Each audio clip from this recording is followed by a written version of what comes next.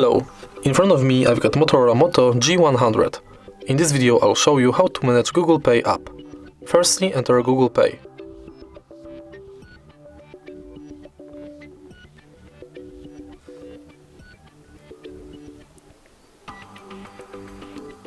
Tap Get Started.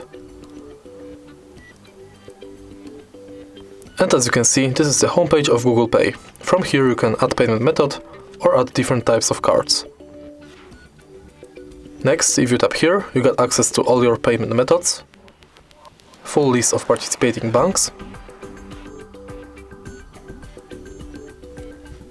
activity, and settings. In settings you can turn on or off email updates, Gmail imports, personalization within Google Pay, purchase notifications, updates about your passes, offers and tips. You can manage also power button access and edit account info.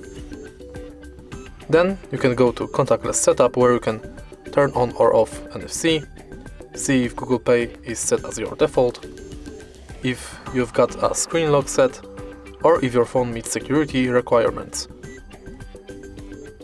Then we've got help and support, send feedback, and access to your Google account.